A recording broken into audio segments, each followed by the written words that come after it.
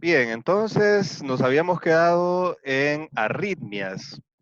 Antes de continuar con las arritmias auriculares, porque comenzamos con eso, ¿verdad? Viendo los ritmos auriculares, vamos a definir algunos términos, que ayer comenzamos a verlos, a definirlos. Los términos son los siguientes. Efecto inotrópico. Ya lo definimos ayer, ¿cierto? Efecto inotrópico. ¿Qué es efecto inotrópico? Es es el efecto que tiene una sustancia o que tiene una acción sobre la fuerza de contracción del corazón. Entonces tenemos efectos inotrópicos positivos, efectos inotrópicos negativos. Y luego tenemos otro término que es cronotrópico o cronotropismo, efecto cronotrópico. Efecto cronotrópico es cuando una sustancia o alguna acción tiene un efecto sobre la frecuencia cardíaca. Positivo quiere decir aumento de la frecuencia cardíaca. Y negativo, cronotrópico negativo quiere decir disminución de la frecuencia cardíaca. Otro término, dromotrópico, el término dromotrópico. Entonces, el efecto dromotrópico, ¿qué es?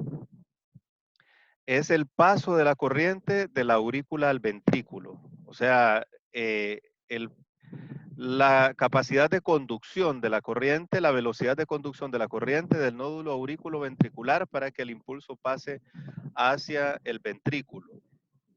Eso es un efecto dromotrópico, dromotrópico. Bueno, entonces ayer habíamos visto que hay sustancias que tienen un efecto cronotrópico e inotrópico positivo. Por ejemplo, hablamos de las catecolaminas, de la noradrenalina. La noradrenalina en el corazón, todas las células cardíacas tienen receptores del tipo beta 1, que son receptores estimuladores, al contrario de los receptores beta 2. Los receptores beta 2 se encuentran en el árbol bronquial. Ahí hay receptores beta 2 y estos son inhibidores. O sea, cuando la adrenalina se une o la noradrenalina se une a un receptor beta 2, el músculo liso se va a relajar. Entonces, por eso utilizamos simpáticos miméticos o sustancias parecidas a la noradrenalina para hacer una broncodilatación en los pacientes asmáticos.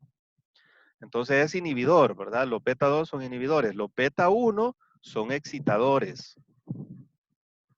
Al aumentar el AMP cíclico se abren canales catiónicos que son canales de calcio y de sodio.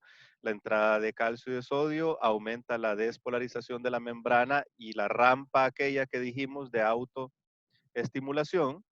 Y también aumenta la fuerza de contracción de las miofibrillas. Las dos cosas hacen. Y estos receptores se encuentran en todos lados del corazón, en todas las células cardíacas se encuentran estos receptores. Bueno, entonces estas sustancias tienen efecto tanto cronotrópico positivo como inotrópico positivo. Ahora vamos al contrario, el sistema parasimpático, o sea, el sistema secretor de acetilcolina. En este caso es el vago es el que inerva el corazón.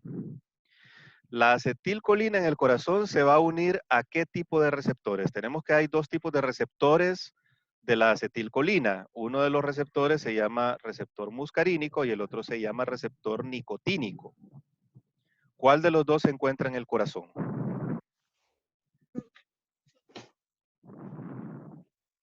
Bueno, estas creo que son cosas que ya se vieron en Fisio 1, ¿verdad? ¿Cuál de los dos receptores colinérgicos se encuentra en el corazón? Una pregunta bien puntual. ¿Muscarínicos o nicotínicos? Díganlo para que no enciendan el micrófono, díganlos con los labios. Yo les entiendo. Entonces, ¿qué tipo de receptores? ¿Nico o musca? ¿No vieron Creo que es eso? Ajá, dígame. muscarínicos, creo que es. Receptores muscarínicos, correcto, son receptores muscarínicos. ¿Cuál es la diferencia entre un receptor nicotínico y un receptor muscarínico? Estructuralmente son muy diferentes. A ambos receptores se une la acetilcolina, pero el receptor nicotínico es el que está en el músculo estriado y es un tipo de receptor que se llama ionotrópico. Ionotrópico quiere decir que lo único que hace ese receptor es abrir canales iónicos. Entonces, cuando se une la acetilcolina al receptor, a este receptor nicotínico en el músculo estriado, el músculo esquelético, lo que hace simple y sencillamente es abrir canales de sodio. O sea, el mismo receptor es un canal de sodio. Entonces, también se le llaman canales iónicos activados por ligando a este tipo de receptores. Se le llaman receptores ionotrópicos o se le llaman también canales iónicos activados por ligando. En este caso es activado por la acetilcolina. Y entonces se depolariza el músculo esquelético y ocurre la contracción y toda la cosa. El receptor muscarínico es diferente, es un receptor metabotrópico. Metabotrópico significa que cuando se une la acetilcolina al receptor, entonces se activa alguna enzima, en este caso la adenilciclasa, aumenta el AMP cíclico y el AMP cíclico va a hacer algo. En el caso de los receptores muscarínicos, creo que lo que hace es abrir canales de potasio. Entonces, cuando ustedes abren un canal de potasio, como el potasio es un ion intracelular, tiende a salir por esos canales y entonces va a dejar más cargas negativas dentro de la célula y se va a hiperpolarizar. ¿De acuerdo? Hay una hiperpolarización de la célula. Y si hay una hiperpolarización de la célula, entonces va a costar más que la célula se despolarice. Por lo tanto, su actividad, la actividad de esa fibra muscular va a disminuir. ¿De acuerdo? Bueno, entonces, estos receptores, a diferencia de los receptores de adrenalina y de noradrenalina, o sea, los receptores colinérgicos, adrenérgicos, a diferencia de los adrenérgicos, los colinérgicos no se encuentran en todo el corazón, solamente se encuentran en la aurícula, en las células auriculares. Entonces no tienen ningún efecto inotrópico, no tienen efecto sobre la fuerza de contracción del corazón, o sea, no va a disminuir la fuerza de contracción del corazón, pero sí van a tener un efecto cronotrópico negativo, porque la rampa la van a aplastar un poquito más y se va a tardar mucho en despolarizarse la célula y va a bajar la frecuencia cardíaca. Y además va a tener un efecto dromotrópico negativo, porque al impulso le va a costar pasar más por el nódulo aurículo-ventricular porque también está un poquito hiperpolarizado. Entonces el vago solamente está inervando la aurícula y tiene esos dos efectos, efecto cronotrópico negativo, disminuye la frecuencia, y efecto dromotrópico negativo, disminuye el paso hacia el ventrículo. El resultado global de la acetilcolina sobre el corazón va a ser una disminución de la frecuencia cardíaca. Entonces con eso continuamos con lo que estábamos viendo en la clase de ayer. En la clase de ayer estábamos viendo que el ritmo normal se le denomina ritmo sinusal normal o arritmia sinusal. Arritmia sinusal. Y dijimos que se denomina arritmia sinusal porque la frecuencia aumenta con la inspiración y disminuye con la expiración.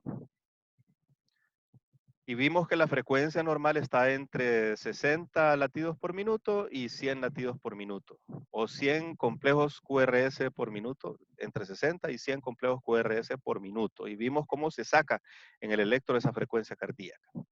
Y vimos algunas causas de taquicardia, taquicardia sinusal, que puede ser fisiológica, ¿cierto? Entonces esas causas son ejercicio, Anemia. a estados emocionales y también reflejos de patologías como anemias. Me faltó algo, la fiebre también, ¿verdad? La fiebre aumenta también, porque la fiebre aumenta todo el metabolismo, el metabolismo corporal general y entonces aumenta también la frecuencia cardíaca. Entonces la fiebre, el hipertiroidismo, las hemorragias, la anemia, los tumores que producen noradrenalina o adrenalina, como los feocromocitomas. Entonces esas son las causas de una taquicardia.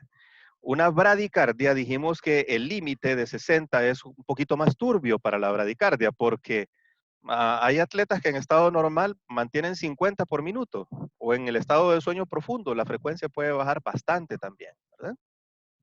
Y eso es bueno, o sea, la persona que más le baja la frecuencia durante el sueño, eso es bueno, ¿verdad? Es un buen signo, principalmente en los hipertensos cuando se les hace un holter, ese es bueno, que baje la frecuencia, más de 10, más de 10 latidos por minuto. Bien, entonces una bradicardia sinusal puede ocurrir también por un reflejo vagal. Si hay un reflejo vagal, entonces se produce una gran cantidad de acetilcolina y entonces baja bruscamente la frecuencia cardíaca. Un reflejo vagal es a veces la causa de un síncope, de pérdida del conocimiento, de desmayo que le llamamos. Pero también una estimulación fuerte, una estimulación, bueno, ni siquiera tan fuerte, sino que una estimulación sobre el seno, sobre el seno carotidio, sí, perdón, el seno carotidio, ¿verdad? Los senos carotidios tienen receptores que se llaman varoreceptores y esos varoreceptores captan presión. ¿Para qué sirve? Cuando nosotros nos acostamos, entonces la presión en la cabeza aumenta y para que esa presión no sea excesiva y no se rompa vasitos, entonces esa presión debe disminuir. Entonces al aumentar la presión en los senos carotidios, manda un mensaje hacia el bulbo raquídeo, hacia el tallo encefálico y se produce un reflejo vagal para que disminuya la frecuencia cardíaca y disminuya la presión en la cabeza. ¿Verdad? Eso es normal, para eso sirve, ese es el mecanismo normal, pero una estimulación en el seno carotidio puede disminuir bruscamente la frecuencia cardíaca y ocasionar un síncope. La persona se puede desmayar, ¿verdad? Entonces esa es una causa de una bradicardia sinusal. Bien, entonces vamos a ver otras arritmias, vamos a ver la taquicardia auricular paroxística, taquicardia auricular paroxística. La taquicardia auricular paroxística se produce por focos ectópicos, un foco ectópico auricular. Un foco ectópico quiere decir un foco que está disparando, que se está despolarizando y está tomando el control, que no es el nódulo sinusal. Y toma el control porque se vuelve más rápido que el nódulo sinusal. Y entonces causa una taquicardia. En este caso se llama taquicardia auricular paroxística. La taquicardia auricular paroxística suele ser normal en personas jóvenes. O sea, comienza, se siente como palpitaciones, aumenta la frecuencia cardíaca y de repente cesa. Así como comenzó, así también se termina. Y generalmente se resuelve sola con la edad. Esa es la taquicardia auricular paroxística. Doctor, Dígame si. dijo se da por un foco ectópico. Auricular, en la aurícula. Un foco ectópico en la aurícula. Características electrocardiográficas de los ritmos que no son sinusales. En los ritmos que no son sinusales, puede ser que no haya onda P, porque la onda P está montadita sobre el QRS y está solapada, o sea, no se ve la onda P. Principalmente eso sucede cuando los ritmos son cerca de la unión o en la unión aurículo-ventricular.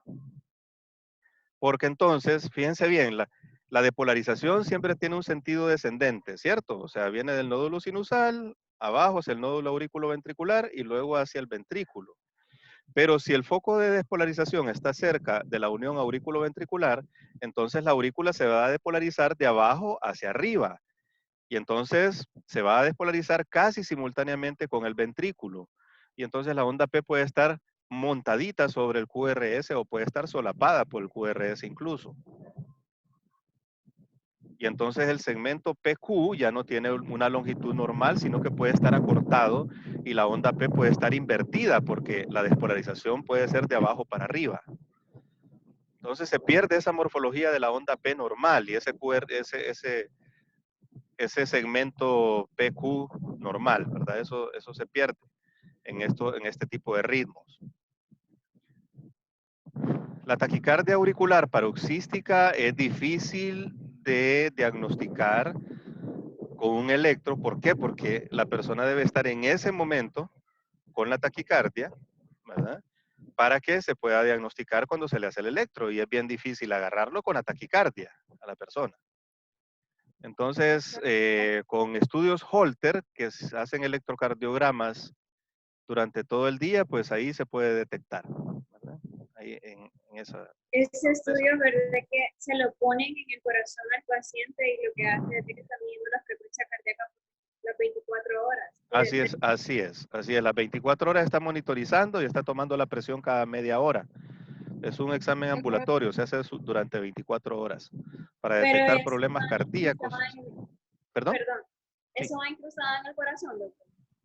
¿O No, cómo no, lo no, hace? no, son aparatos externos. No, no, no. Ah, No, eso no es sí, invasivo, toda no. la cirugía para eso. No, no, no, no, no, ahí no hay invasión. No. Un marcapaso sí, pero ya ese es un tratamiento, no un método diagnóstico. Pero no, Doctor, esos no son puedo métodos no escuchar muy invasivos. bien. ¿Perdón? No puedo escuchar muy bien. Pero, ¿me están escuchando ustedes a mí? Sí, Escucho bien. claro. Le escucha. Sí se le escucha, pero no se le escucha así como que claro. Es que Como ciertas entrecortado. partes está fallando, Entrecortado. ciertas partes está fallando la luz, está fallando la señal. Vaya, donde yo estoy estamos con planta ahorita en la empresa. Sí, claro, sí, sí. Pero en general se está oyendo, o sea, como para subirlo, el video y todo, se está oyendo bien, ¿verdad? Sí, O más o menos. Sí. más o Ahí menos. vamos Más o menos. bueno, ahí El vamos a ver, vamos sonido a no es solucionar tan problemas fuerte después. también. ¿El qué está fuerte? El sonido no es fuerte, no se escucha el timbre de voz muy fuerte, no se escucha. Bueno, voy a tratar de hablar un poquito más fuerte. Ok. Voy a tratar de hablar un poquito más fuerte. Bien, vamos a ver luego un tipo de arritmia que, bueno, antes de este tipo de arritmia, estoy hablando para mí solito ahorita. Tenemos otro tipo de arritmia que se llama flúter auricular. Flúter, F-L-U-T-T-E-R, flúter. Flúter auricular. El flúter auricular es una frecuencia auricular, es una frecuencia de contracciones auriculares, de despolarizaciones auriculares extremadamente elevada, extremadamente alta.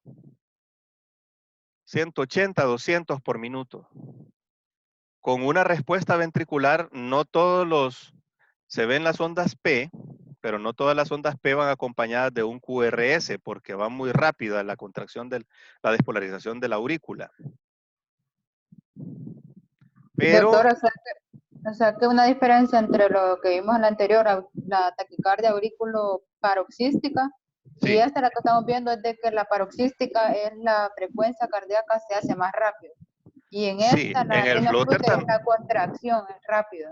no, no, no, no, no. No, o sea, cuando hablamos de frecuencia estamos hablando tanto de despolarización como de contracción porque las dos cosas están acopladas. ¿Verdad? Cuando no están acopladas, entonces hay una patología que se llama disociación electromecánica.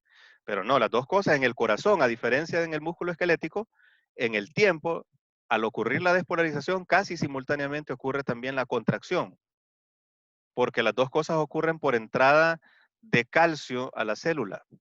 En el músculo esquelético no sucede eso. En el músculo esquelético, la despolarización se debe a la entrada de sodio y luego hasta que el impulso llega allá a las cisternas, ¿verdad? Las cisternas, al retículo sarcoplásmico lleno de calcio, hasta ahí se abren los canales de calcio y dejan salir el calcio y ocurre la contracción. Entonces, primero ocurre la despolarización de la fibra y luego la contracción. En el músculo cardíaco no puede ocurrir eso, porque entonces habría tetania con el músculo esquelético y no puede darse ese lujo el músculo cardíaco. El músculo cardíaco tiene que estar bien acopladito para que la contracción sea bien orquestada. Entonces, en el músculo cardíaco, la despolarización y la contracción son dos procesos bien acoplados en el tiempo y ocurren por la entrada de calcio extracelular. O sea, ahí el retículo sarcoplásmico no es tan desarrollado y es principalmente la entrada de calcio extracelular la que causa la contracción. Entonces las dos cosas están acopladas. Se está depolarizando la fibra y se está contrayendo también. ¿De acuerdo? Entonces cuando hablamos de contracción y de despolarización estamos hablando de cosas casi simultáneas. No, la diferencia entre una taquicardia ventricular paroxística y un flúter auricular es que la taquicardia ventricular paroxística ocurre por un foco ectópico y el flúter auricular ocurre por una reentrada del impulso, un cortocircuito. ¿De acuerdo? Entonces ocurre por un cortocircuito. Por eso es que el flúter auricular es sumamente, parece reloj. O sea, los QRS están exactamente a la misma distancia todos. Lo que sí vamos a ver es más ondas P que QRS, porque por ejemplo van a ver ustedes una onda P, otra onda P y luego el QRS. Porque es tan rápida la frecuencia auricular que no le da tiempo al ventrículo de responder. Pero vemos frecuencias ventriculares altas también. O sea, son frecuencias muy altas. Entonces ese es el flúter auricular. Y luego vamos a ver una patología en donde nos vamos a parar un poco porque es una patología que es un problema de salud pública por su frecuencia, por su alta frecuencia. Entonces, cuando hablamos de algo que es problema de salud pública, es que tiene una alta prevalencia en la población, ¿verdad? Y esta es la fibrilación auricular. Fibrilación auricular. La fibrilación auricular, en la fibrilación, cuando hablamos de fibrilación, hablamos de un ritmo caótico. Como les decía, el corazón tiene que irse despolarizando de arriba para abajo, de una manera bien orquestada. Si unas fibras están depolarizando mientras otras están repolarizándose, entonces el ritmo del corazón se vuelve caótico. Entonces una parte del corazón se va a estar depolarizando y la otra va a estar repolarizándose y entonces no ocurre ese gradiente que hay como que ustedes exprimieran algo de arriba para abajo. Eso es lo que hacen con el corazón, eso es lo que es el corazón. Se contrae la aurícula primero y primero la parte de arriba de la aurícula y después se va contrayendo hacia abajo para exprimir la sangre hacia el ventrículo. ¿De acuerdo? Eso es lo que hace el corazón. Se va exprimiendo de arriba para abajo. Entonces, esa es la ruta que debe llevar la despolarización. Pero si el corazón está con unas partes contraídas y con otras partes que están relajadas, que no están contraídas, entonces ese ritmo es caótico y no sirve para nada porque no impulsa la sangre. No va a actuar como bomba, no se va a contraer todo al mismo tiempo, sino que va a haber unas partes contraídas y otras relajadas y va a estar haciendo eso. Entonces la fibrilación auricular es eso, la aurícula está haciendo esto, ¿verdad? Y entonces no está impulsando la sangre hacia el ventrículo. Ahora yo les pregunto a ustedes, ¿será sinónimo de muerte una fibrilación auricular? Por lo que ustedes ya saben de la fisiología cardíaca, sin necesidad de saber nada de la patología. ¿Será sinónimo de muerte? No, no es sinónimo de muerte. Fibrilación auricular, no estamos hablando de ventrículo, de la aurícula. La aurícula está fibrilando. ¿De acuerdo? Es la aurícula la que está fibrilando. Y no es sinónimo de muerte porque la aurícula, la contracción auricular, solamente garantiza el paso de aproximadamente el 20% de la sangre de la aurícula al ventrículo. Recuerdan ustedes que la contracción auricular, la contracción de las aurículas, o sea, la onda P, ocurre durante la diástole ventricular. Y es en el último momento, en el último tercio de la diástole ventricular que se contrae la aurícula. Para expulsar lo último de sangre que queda. Exactamente, para impulsar lo último de sangre, porque la sangre entra pasivamente al ventrículo, entra solita. Pero ya lo último, entonces sí se contrae la aurícula y entonces comienza, ¿verdad? Ya luego el impulso pasa y comienza la sístole ventricular. Pero la sístole auricular ocurre durante la diástole ventricular, en la última parte para expulsar el último poquito de sangre. O sea que si no está funcionando la aurícula, igual el ventrículo se va a llenar. ¿De acuerdo? Igual se va a llenar el ventrículo. Entonces, en ese sentido, no es sinónimo de muerte, ¿verdad? No causa la muerte. Y es bastante frecuente. Una fibrilación auricular puede tener varias etiologías, varias causas. Una causa frecuente es la hipertrofia o el crecimiento de las aurículas. Entonces, una hipertrofia de la aurícula izquierda se puede ver, por ejemplo, en una estenosis valvular mitral.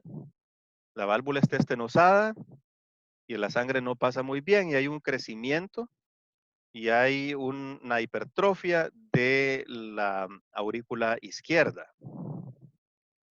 Ese es un ejemplo, ¿verdad? Entonces, siempre que haya un crecimiento, una hipertrofia, entonces se vuelve inestable el miocardio y hay focos ectópicos. Y si hay varios focos ectópicos disparando al mismo tiempo, entonces eso puede originar una fibrilación auricular, ¿verdad? Y así cuando hay patología, por ejemplo, en las arterias coronarias. También.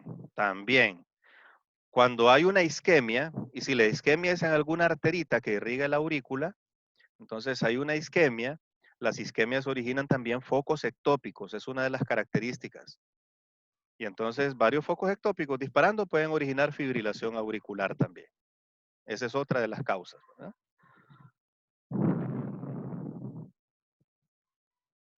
Bueno, entonces esas son dos causas esas de fibrilación auricular. Dígame.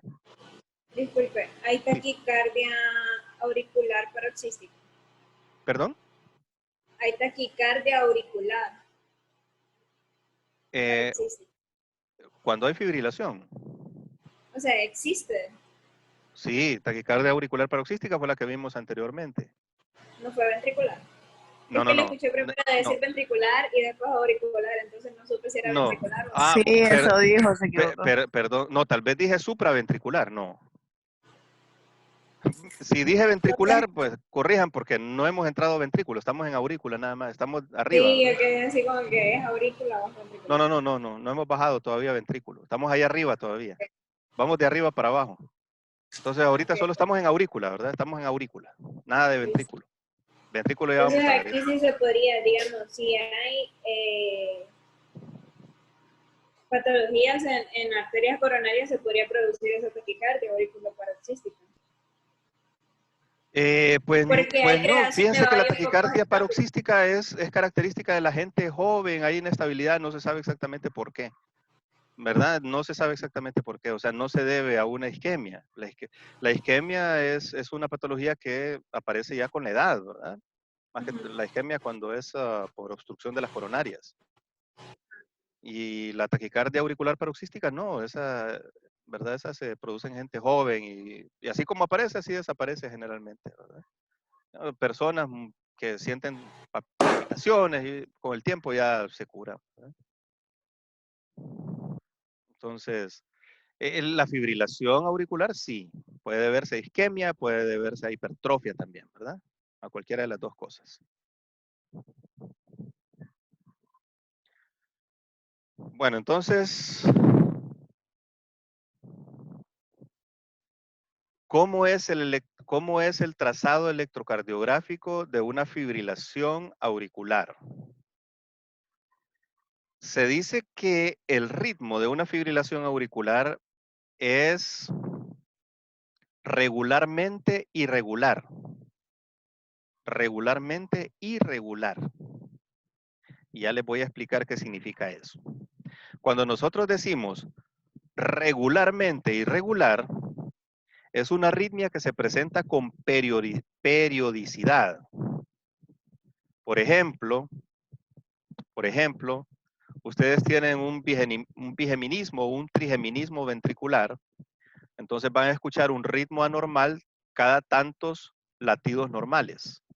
Entonces puede ser que ustedes oigan pucu, pucu, pucu, pucu, pucu, pucu, pucu, Poco a poco. ¿Hay una arritmia ahí?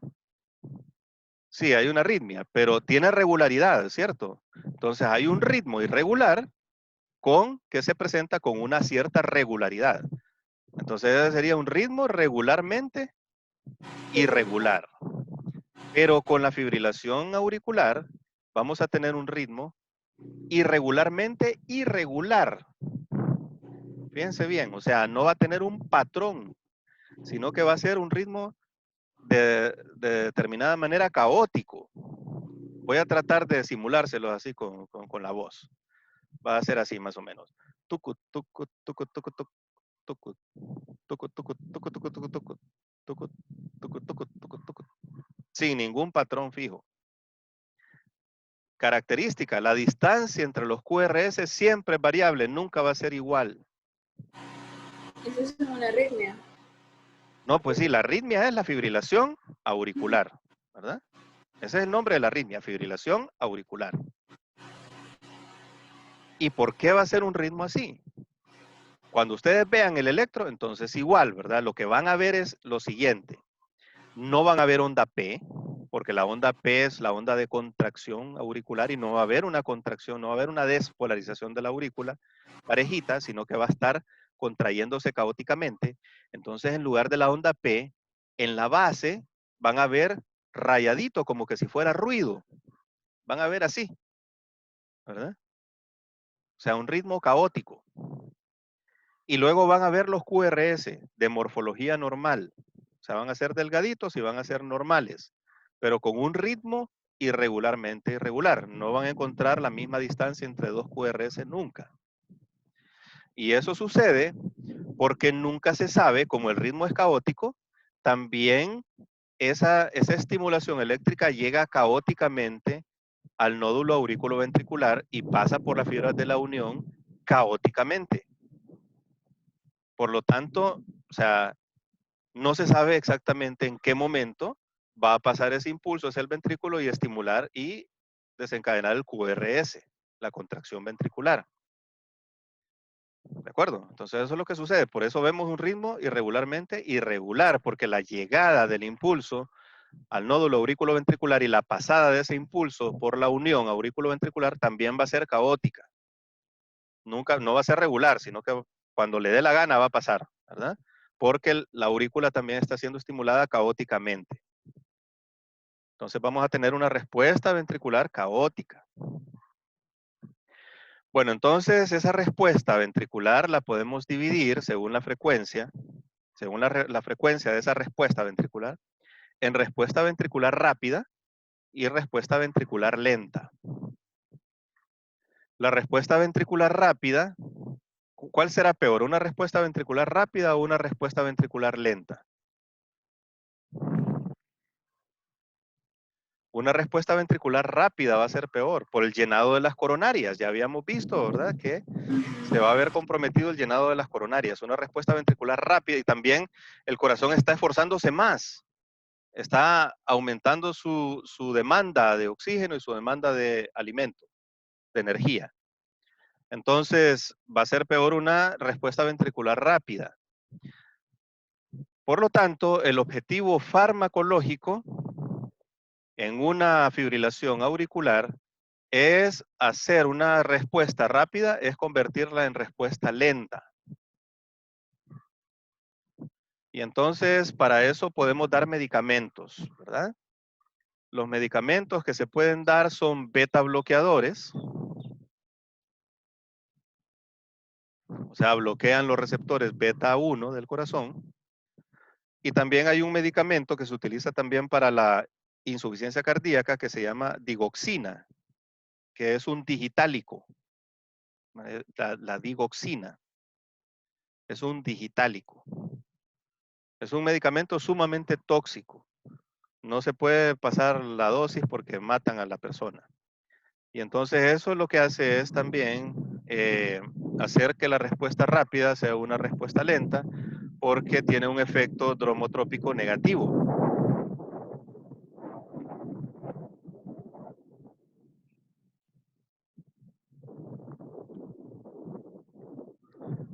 Tiene una respuesta tiene un efecto tromotrópico negativo. Bien, el tratamiento de la fibrilación auricular es defibrilación, ¿verdad? Con un DA, con un desfibrilador automático, un DA, un desfibrilador. Entonces es defibrilación.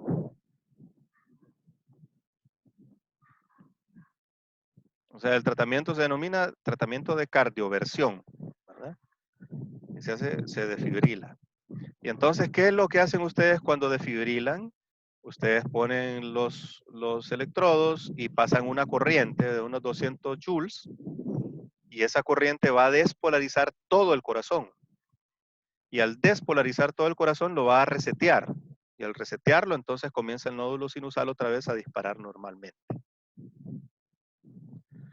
Si no funciona la desfibrilación, o sea, la cardioversión, entonces el tratamiento definitivo es un marcapasos, ¿verdad? Ese es el tratamiento definitivo de la fibrilación, un marcapasos.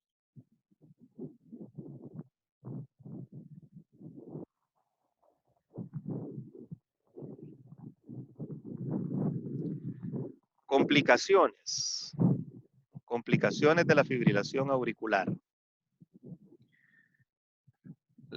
Cuando está parada la aurícula, entonces se pueden producir coágulos. Se puede coagular la sangre alrededor de los músculos pectíneos. Y entonces al coagularse la sangre alrededor de los músculos pectíneos y al hacer ustedes una desfibrilación, entonces esos pequeños coágulos pueden salir disparados y se van a ir a incrustar en el cerebro y van a provocar una tromboembolia cerebral. Esa es una de las peores complicaciones que hay, ¿verdad? De la fibrilación auricular, una tromboembolia cerebral. Por lo tanto, es recomendable dar antiagregantes plaquetarios. Y y si se va a desfibrilar, pues se puede usar también se puede usar anticoagulación, anticoagulantes. Hay una diferencia entre antiagregantes plaquetarios y anticoagulantes, ¿verdad?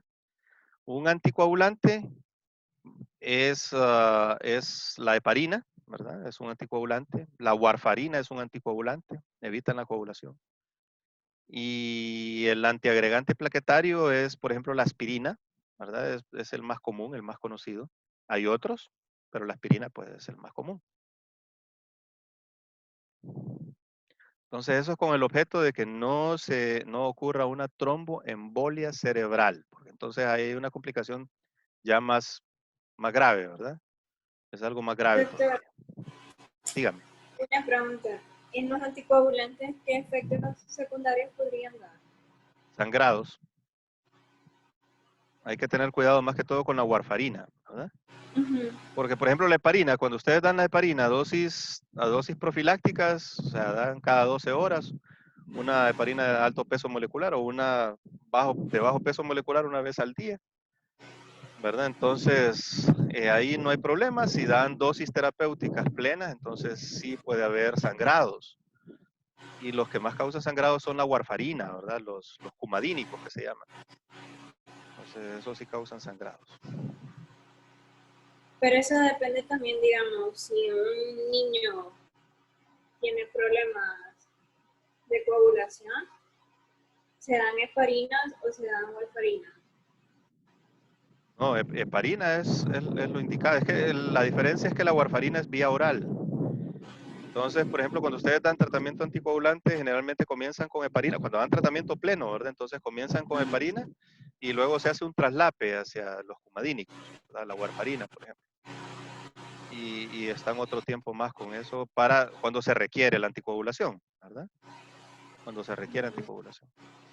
Entonces, se puede hacer anticoagulación para al momento de desfibrilar para evitar eso, ¿verdad? Una tromboembolia pulmonar, cerebral, tromboembolia cerebral, que es una complicación frecuente.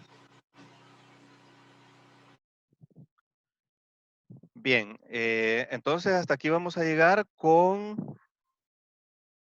las arritmias auriculares y luego pasamos a las arritmias ventriculares. Doctor, y usted habló sobre la respuesta ventricular rápida, Sí, pero no explicó la lenta.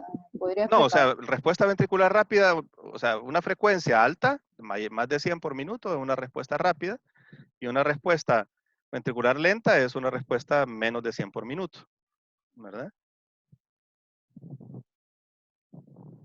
Entonces es conveniente tener una respuesta lenta porque recuerden ustedes que aumenta la demanda energética del corazón, la demanda de oxígeno. Y ya de por sí no se está llenando bien el ventrículo, ¿verdad? Entonces eso puede producir isquemia. O sea, la persona tal vez en reposo esté bien, pero esa cantidad de sangre que expulsa la aurícula es necesaria durante el ejercicio. Entonces esa persona puede sufrir desmayos, etcétera, ¿verdad? Con la actividad física. No, no es que está funcionando bien, ¿verdad? O sea, les dije que no es sinónimo de muerte, pero no es que está bien. Hay que defibrilar, hay que revertir eso, ¿verdad? Hay que revertir al ritmo normal. ¿De acuerdo? Bueno, entonces vamos a pasar a las arritmias ventriculares.